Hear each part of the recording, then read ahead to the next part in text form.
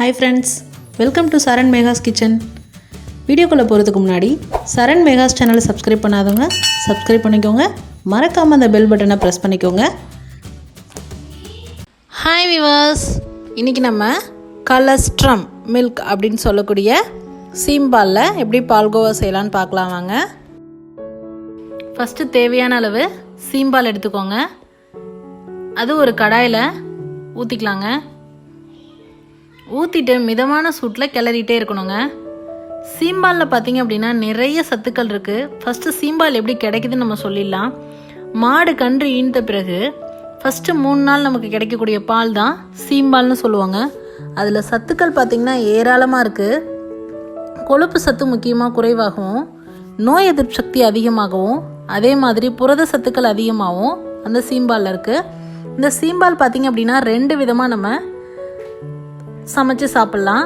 ஒன்று பார்த்திங்கன்னா இட்லி பாத்திரத்தில் கருப்பட்டியோ இல்லது வெல்லமோ போட்டு நம்ம இட்லி பாத்திரத்தில் போட்டு வேக வைக்கலாம். இன்னொன்று பார்த்திங்க அப்படின்னா இந்த மாதிரி பால்கோவா மாதிரி கடாயில் போட்டு கிண்டி திரட்டி சாப்பிட்லாங்க.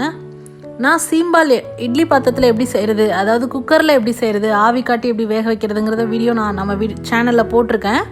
அதோட லிங்க்கு கீழே டிஸ்கிரிப்ஷனில் கொடுக்குறேன், நீங்கள் யூஸ் பண்ணிக்கோங்க.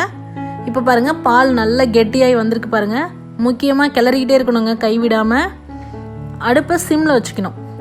இப்போ நல்லா இந்த அளவுக்கு கெட்டி பதம் வந்ததுக்கப்புறமா நம்ம இனிப்புக்கு ஏற்ப நான் வெல்லத்தை பொடிச்சு எடுத்துக்கிட்டேங்க. இப்போ பால் பார்த்திங்கன்னா ஒரு 1.5 லிட்டர் அளவு நான் பால் எடுத்திருக்கேன். வெல்லம் பார்த்திங்கன்னா 3/4 கிலோ எடுத்திருக்கேங்க. பாதிக்கு பாதி போட்டிருக்கேன். இனிப்பு கொஞ்சம் ஜாஸ்தியாக தான் இருந்தது. உங்களுக்கு ஏற்ற மாதிரி இனிப்புக்கு ஏற்ற மாதிரி நீங்கள் சர்க்கரை போட்டுக்கலாம். நாட்டு சர்க்கரையோ வெல்லமோ கருப்பட்டியோ உங்கள் டேஸ்ட்டுக்கு ஏற்ற மாதிரி, உங்கள் இனிப்புக்கு ஏற்ற மாதிரி நீங்கள் சேர்த்துக்கலாம். பாருங்கள், இது நல்லா கிளறணுங்க.